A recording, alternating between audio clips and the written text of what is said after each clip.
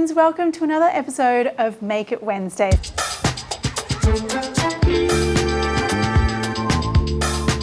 So this is the series where I help you out of your Wednesday night or Tuesday night or Monday night kind of dinner rut and help you decide on something cool to cook for dinner tonight. So I am all about today Korean sweet potato noodles. Now this is a really easy swap, right? So we're going to make Japchae noodles, which is a very famous Korean noodle dish, and I have a giant novelty size amount of Korean sweet potato noodles because I love them so much, but you can get just regular sized packets of sweet potato noodles in just regular supermarkets. But the point I wanted to make is that one of the things that I think is really easy to get yourself out of what am I going to make, or I want to make something different but I don't know what to do. The easiest way to do that is to buy some different ingredients. So we're going to make noodles, but we're going to use sweet potato noodles. We're going to do a beef stir fry, but we're going to use Korean marinade ingredients. So there you go, that's my big tip. Now what I usually do when I get home, if I'm going to do Korean japchae, is that I take my sweet potato noodles. I think the best texture is when you soak them before you boil them. So as soon as I get in the door, I just plonk them in some water and just let them soak while I fix everything up and, get the kids away and start doing the prepping for the rest of the things. So these are the noodles that I've had soaking, and you can see they're sort of pliable, but they're not really super soft yet. So I'm going to get them straight into some boiling water. This makes such a big difference. The soaking plus then the boiling gives you just the right chewiness. Otherwise, if you go straight into the boiling water, I find they kind of get a bit soggy.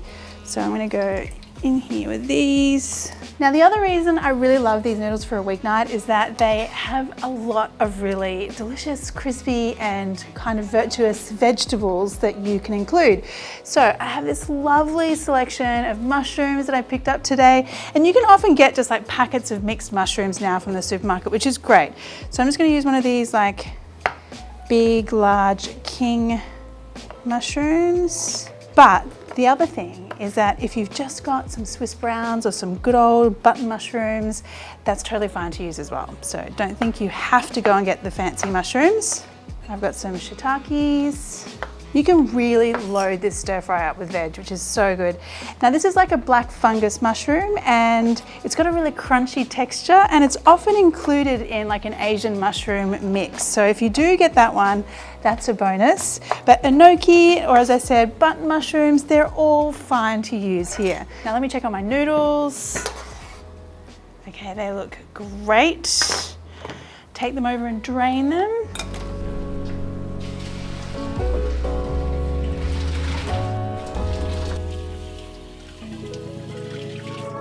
Okay, so I have my noodles and I rinse them out so they're cool to the touch so that they don't keep cooking. That's the key. We don't want them to overcook and get really sticky. I want to also just give them a little dash of sesame oil as well. And that's another kind of insurance policy against sticky noodles. If you haven't tried these noodles, they are such a triumph of texture. They're so beautiful. They're chewy but firm, and you can see their translucent kind of color. They're just they're so fun, and they really soak up all the flavor, which is what I like about them. Okay, so noodles are done. Now, while I'm doing the rest of my vegetables, why don't you guys tell me where you're watching from? I love to hear where you're watching from, what you're doing, what you're having for dinner. A lot of you like to cook along with me a little bit later on in the evening. So if you're cooking along with me right now, I hope you've got your noodles sorted and that you're ready to do your vegetables. I've just got some capsicum here. So when we release this video, I am going to be down there in the comments saying hello and answering any questions. So please do get those questions in right now, or just say hello, because I love to chat to you guys. Okay. And as I said, this is such a great dinner to include all sorts of vegetables. I mean, I'm using the more kind of traditional mushroom, capsicum and carrot situation today, but you could use whatever you've got in your vegetable crisper. Okay, lovely selection of vegetables. Now let's marinate the beef. So we're gonna do a really traditional Korean bulgogi marinade. Now, you can buy store-bought, already mixed bulgogi marinade, and if you wanna do that to make it even quicker, that's totally cool. But I wanted to show you how to do it from scratch in case you were interested. So soy sauce and honey, sugar, And then also traditionally you would use a Korean corn syrup. So that's what it looks like if you're at your Asian grocer. And again, like I love this kind of recipe because it's familiar. It's you know, beef noodle stir fry, but if you just add a few extra ingredients, it becomes something, you know, very traditional, or might be something very different to what you would normally do. So this is the Korean corn syrup. If you don't have the corn syrup, just add a little bit more sugar. The corn syrup just gives it a bit of shine and a little bit of extra sweetness. And then I've also got some black pepper and a little dash of sesame oil as well. That already smells really good.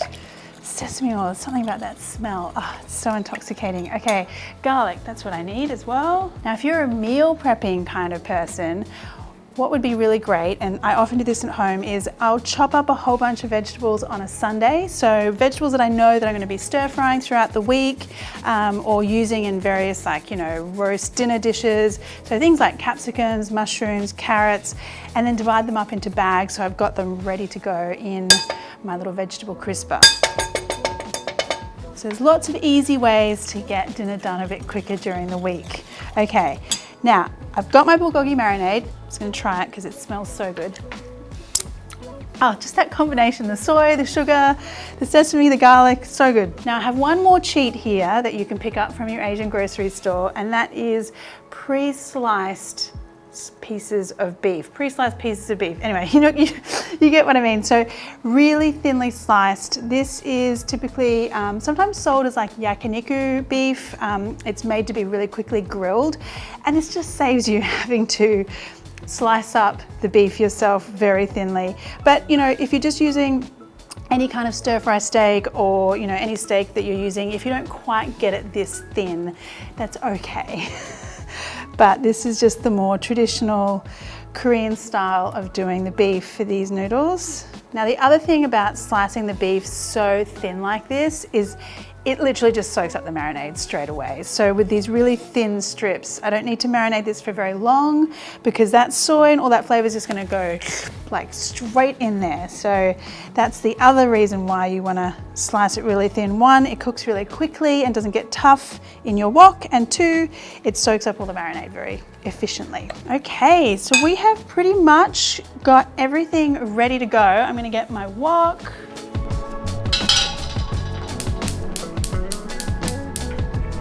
All right, my wok is getting nice and hot, and a little bit of chat here about wok technique, because I do think when you've got a really simple stir fry like this one, wok technique is really important. So I always recommend a carbon steel wok. Mine is the Mako wok.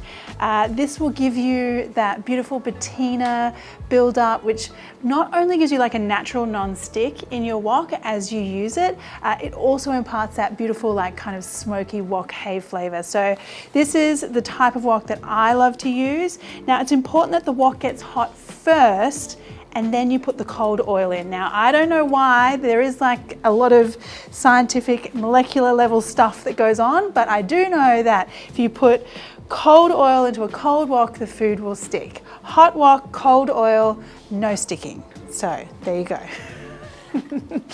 Onion, now you wanna hear that sizzle straight away. Your wok should be really ripping hot at this point. And then take your beef and that marinade, pour that into the middle.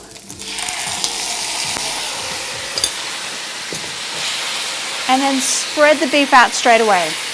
And the thing about wok cooking at home is that you want to give the wok time for the temperature to come back. So it's not like we're in a Chinese restaurant where it's like super high heat all the time, because home gas burners are just not like that. So you need to add your ingredients one at a time and then give the wok time to heat back up. So just let that go for a little bit. I want the beef to retain kind of like a silky soft kind of texture, so I don't want too much of a hard sear here. And I'm actually going to go in with my carrots as well because they're quite firm, so I want to get those softening up in there as well. So if you're cooking along with me at home, hopefully you are at this stage and also smelling the beautiful aroma coming from your wok. And I'm gonna go in with my other vegetables now. So I've got capsicum, Now, I always love to hear where you guys are watching from. I actually ran into a lady from Texas recently who watches my channel, and I just love that. Actually, we over-index in Texas. So if you're a Texan, hi there. Thank you for watching. And I also ran into someone, I think they were from Norway the other day. So I love that you guys are watching from all over the world. It makes me so excited. So please do tell me where you're watching from and say hi. Okay, and I've got my mushrooms here as well. Now you'll notice that our marinade is also acting as our sauce as well. So that's kind of in there, giving everything a lovely flavor. Again, I'm going to give those vegetables some time in the heat. Oh, it's so colorful and beautiful.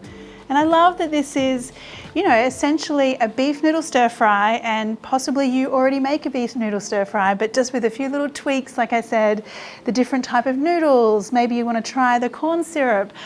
Maybe you want to try these roasted sesame seeds, which I'm going to use at the end. So these have such a wonderful, beautiful toasty flavor. These are Korean. Oh no, actually these are Chinese. No, are they Korean? I'm not sure because I can't read either. They're roasted sesame seeds though, and they do have a much different fragrance to just your regular sesame seeds. So another little ingredient you can seek out at your Asian grocery store. I can read Thai, but I can't read Korean or Chinese, but that definitely looks like Chinese writing to me. And that looks like Korean writing.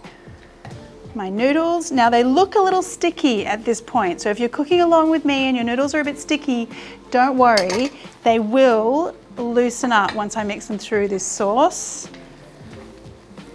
All right, so let's have a look. So if you have a look, as soon as those noodles hit the sauce, they kind of become their luscious, beautiful selves without any kind of sticking. So that's that soaking that we did at work, you know, cooling the noodles down, all those things. Last little bit of greens, some spinach, and what a beautiful thing to have during the week. It looks healthy, it feels healthy. Look at all those colors. So once the spinach is just wilted down, I'm going to do my last little bit of seasoning here with some sesame oil. So just a little bit more sesame oil. At this point I'm going to turn the heat off because the sesame oil, if you heat it up too much, you lose the really lovely, fresh, intense sesame flavor. And then a little bit of these roasted sesame seeds. Ah, that smell. Sesame oil is so beautiful.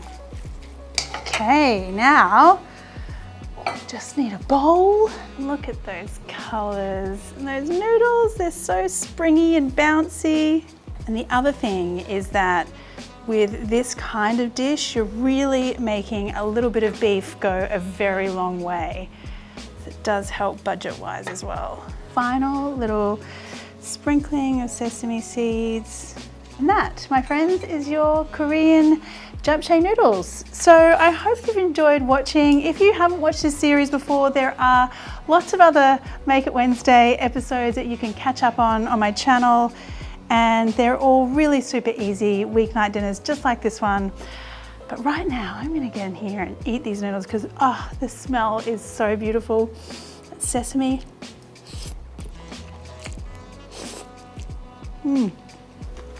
Wow, that flavor is so insane. The beef has literally soaked up like all of that flavor. It's so intense, it's so beautiful. And also the noodles, like the texture, it's like nothing else. If you haven't tried these Korean sweet potato noodles, you need to give them a go. So good. All right, so thanks so much for joining me, guys. As I said, please do comment below. And if you haven't subscribed, click the little bell button. And every time I release something delicious, you'll be notified in your inbox. See you next week.